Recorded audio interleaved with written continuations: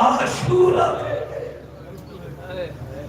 غازی عباس صبح سے زیادہ لوگ اصحاب اور انصار جنگ کی اجازت لے گئے امام اور سب کے لاشیں لے کے آتے ہیں. عائشہ کی باری آئی ہے زیادہ لوگ کبھی قاسم کا لاشا کبھی محمد کا لاشا.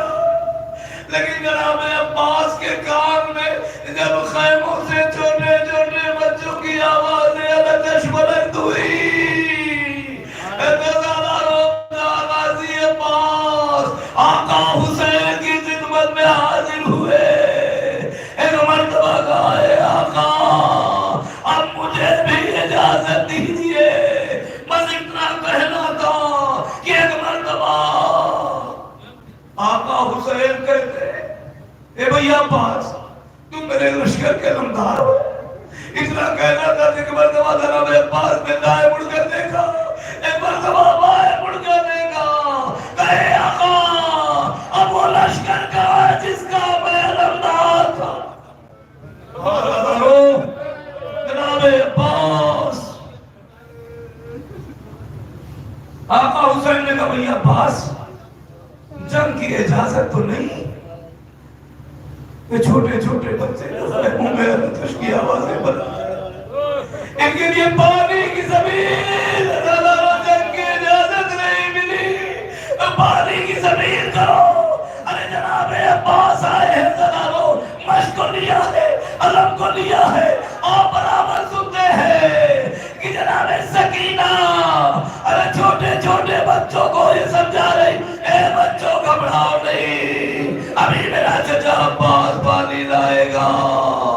بچوں کی ڈھارس بڑی جناب سکینہ سمجھاتی رہی. آزادارو محسن شہید محسن لکھتے ہیں ارے گروز عاشورہ چھوٹے چھوٹے 48 بچے تھے جو نلے نلے ہاتھوں میں ارے کوزہ لیے ہوئے تھے.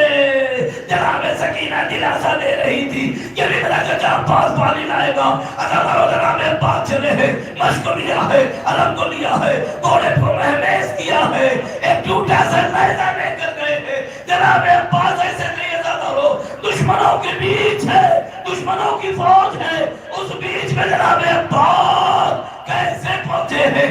فرات تک پہنچ گئے جہاں 4000 تیر انداز بیٹھے ہوئے. لیکن جناب عباس کی وہ حیبت گاڑ خالی. جناب عباس کے قدموں میں دریا چلو میں پانی ہے ہزارے میں چلو میں پانی. جناب عباس نے کہا اے فوج اشتیا عباس کے قدموں میں دریا ہے چلو میں پانی ہے. لیکن عباس نے لب کو تر نہیں کیا. آئے پانی دیکھا ہوگا بچوں کی پیاس یاد آئی ہوگی. جناب عباس نے مشق تر کیا مشق کو بھرا. آپ چلے آپ برابر سنتے ہیں نا کہ مشق لے کے چلے علم کو سنبھالا گھوڑے کو مہمیز کیا چاہتے خیام حسینی تک کسی طرح پانی پہنچ جائے. لیکن ایک شقی چھپا ہوا تھا نام ہے عزیزان گرامی حکیم نامی شخص جو چھپا ہوا تھا.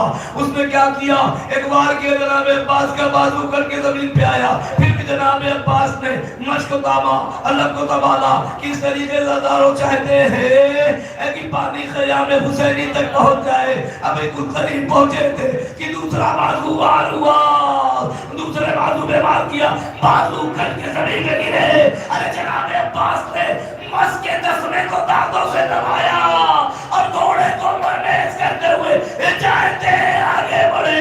بس زیادہ اسی اشنا میں جب جناب عباس کے دونوں بازو ختم ہو گئے تو تیروں کی بارش ہونے لگی. اسی وقت ایک تیر مشق کے سکینہ پہ آیا ایک تیر جناب عباس کے ہاتھ میں آیا. ہاں زیادہ جناب عباس نے گھوڑے کے رخ موڑ دیا. ہائے بچوں کی پیاس عباس کی آش ٹوٹی بچوں کی پیاس ٹوٹ گئی. جناب عباس نے گھوڑے کا رخ موڑا. چاہتے ہیں یہ ہاتھ میں تیر ہے زانوں کے بل سے تیر کو نکالے. جناب عباس کے سر پہ کوئی وار نہیں کر سکتا تھا. تھا، آپ کا قدم گھوڑے کے پشت پہ سوار ہوتے تھے، آپ کا پیر زمین پر خط کرتا ہوا جاتا تھا، کوئی سر پر آپ کے نہیں مار سکتا تھا، لیکن ہزاروں جیسے اکرام عباس نے چاہا ایک مرتبہ آنکھوں سے تیر زانوں کے سالے سے نکالے، ایک شکیل نے سر پہ گرز لگایا، آپ تھے اور آ کے زمین پہ آئے، آواز دی، آقا حسین پڑے، علی اکبر چلے، راستے میں دیکھا، ارے کیا چیز نظر آئی، جناب علی اکبر کہتے بابا، کہا وہ کچھ اور نہیں ہے، ارے میرے بھیا عباس کے کٹے ہوئے بازو ہے، بازو کو اٹھایا، آگے بڑھے، دوسرا بازو اٹھایا، آقا حسین کیا کہتے ہوئے، اے بھیا عباس، ارے تمہارے مرنے سے حسین کی قبر ٹوٹ گئی، زانو پہ سر رکھا، ایک مرتبہ آقا حسین کہتے ہیں اے بھیا ساری زندگی آقا کہتے پکارو، آج بھائی کہتے پکارو، ارے غازی عباس کہتے اے آقا آخری وقت میں ارے چاہتا ہوں کہ آپ کے چہرے انور کی زیارت کر لوں، جب آیا تھا تب بھی آپ کے چہرے کی بس ازادارو، ایک مرتبہ امام نے خون کو صاف کیا، بھائی نے بھائی کو پتھرائی ہوئی نظر سے دیکھا، روح جسم سے پرواز کر گئی، آزادارو آپ نے دیکھا روزے عاشورا حسین سب کے لاشیں لے کر تیرے خیمہ پہ، لیکن عباس کا لاشا نہیں، یہ خون ڈوبا ہوا لبایا، اسی لیے آپ نے دیکھا ہوگا عباس کا تابوت نہیں برآمد ہوتا، عباس کا علم برآمد ہوتا ہے، علم کو آتے ہوئے یہ بچوں نے دیکھا، کہا بچوں دیکھو تمہیں جگہ عباس کا علم دکھائی دے رہا ہے، علم قریب آیا، ازادارو ایک مرتبہ جناب سکینہ نے دیکھا، علم تو آ گیا، علمدار